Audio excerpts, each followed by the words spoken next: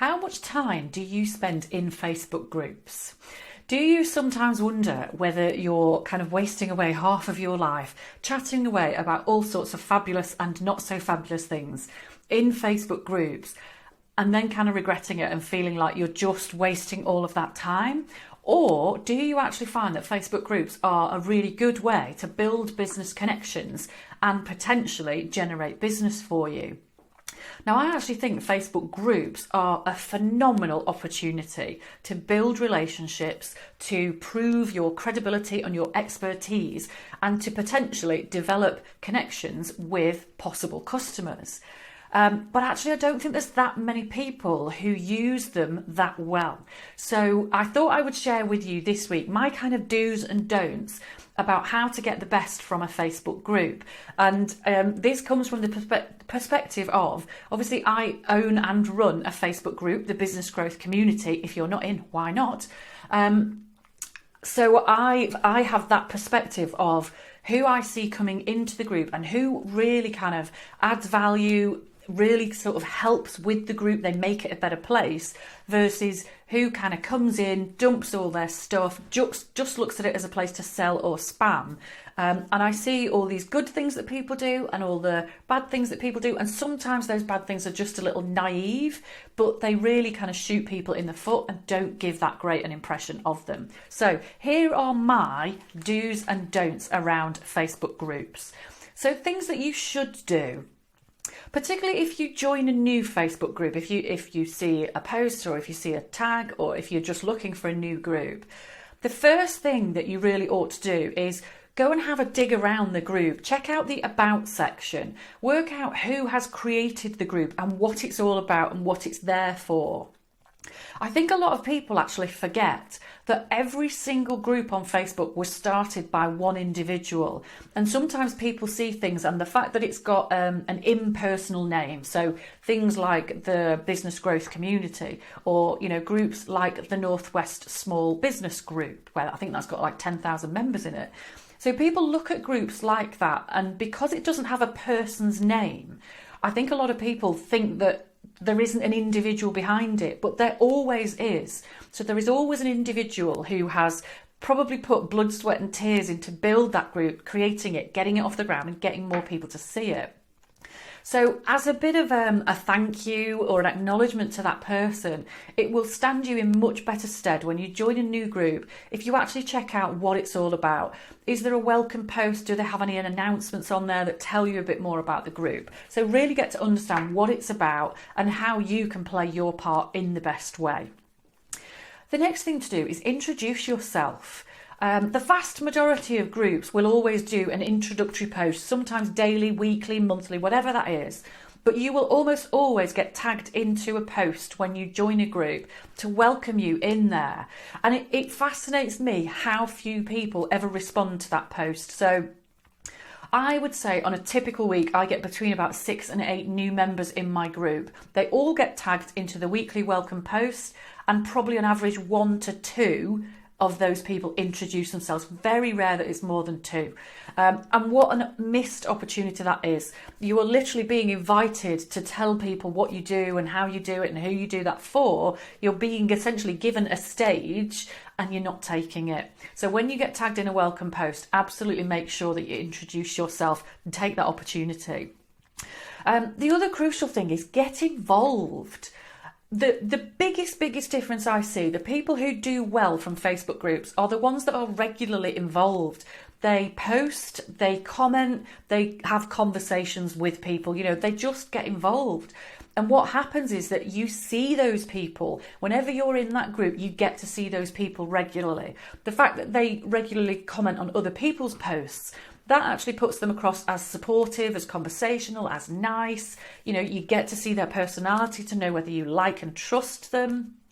So you can't possibly underestimate how incredibly valuable it is to comment on other people's things and really get involved with a group. That's a much better way to build a bit of a reputation and to build your credibility than to just pop in and post every day. If you come in and share your blog every day, it will just be tumbleweed. If you just come in and share links every day, tumbleweed. But if you come in and just have a conversation or start a conversation, then people will get to know you and like you. Comment more than you post. Don't just make it all about you. If you're posting all the time, the impression that actually gives is that you're looking to gain something. And people don't love that. Whereas if you are just you and you're looking to give as much as you gain, then people will really engage with you. I touched on it earlier, but think about how you get to make each group a better place. Because if you do that, the people in the group will see you and they will want to do business with you. The owner of the group will see you and appreciate you and potentially promote you or your stuff in the group. They might invite you to join them on a live or that kind of stuff. So it will all come back to you in spades. And one of the brilliant things that you can do in groups, which is super, super easy, but not many people do it, is ask questions. Question posts are just brilliant in Facebook groups, as long as you don't make it really complicated. But simple questions, not so simple as what colour do you want your cup of tea? That's a bit too simple. But, you know, a question about when did you last update your logo? When did you last update your website? Something like that. Those kind of easy to answer questions, you'll get loads of engagement on that and people will get to see you more. So asking questions is a really, really good way to get involved. Now, here are the things you shouldn't do. These are the things that will not stand you in great stead and won't attract you the kind of business that you wish they would.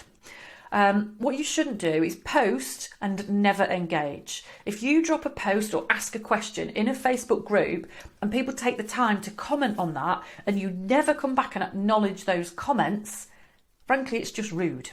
That's it. It's as simple as that. It's just rude. Just because it's social media doesn't mean we can't actually have manners. So if people take the time to comment on your stuff, then please take the time, even if it's just a like or an acknowledgement of that comment. If you really want people to value you and what you do, respond to those comments. And don't post and run. The constant, here's my new blog, here's my new offer, here's my new thing, here's a brilliant article I found. If that's all you do, constant link sharing, nobody gets to know you, nobody gets to really understand you, and you just come across as somebody who wants to get something from the group and not really want to give. Now, it's an interesting dilemma because you may well be doing that because you think, I've written this blog and I know it's going to really help loads of people, but that doesn't mean it's not worth sharing. But if that's the only thing you do, then it'll just fall on deaf ears.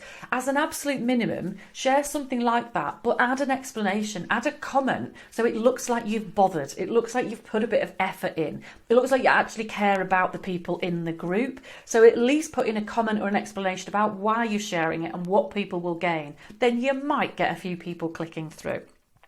One other thing to avoid is trying to constantly coach or train or advise people.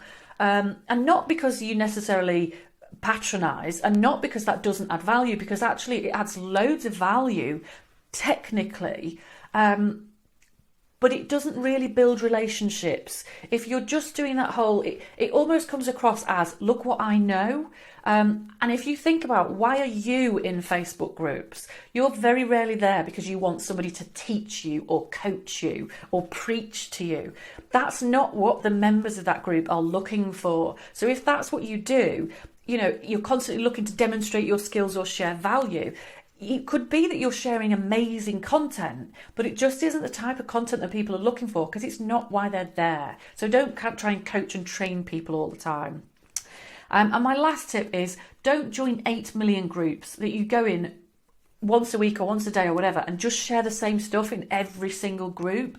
Because to be honest, it just wears thin. When you've got your notifications, if you're in a group, there's a fair chance that, let's say you're in 10 groups, there's a fair chance there's a lot of overlap. You know, 30% of people are perhaps in half of those groups. So if my notifications immediately says, Bob has posted in the business growth community, Bob has posted in Northwest Small Business, Bob has posted in UK Small Business, Bob has posted in Networking for Business, I'm not going to read any of those posts because what that says to me is Bob's just a bit of a spammer. Bob is posting and running. He's not doing any of that for my business.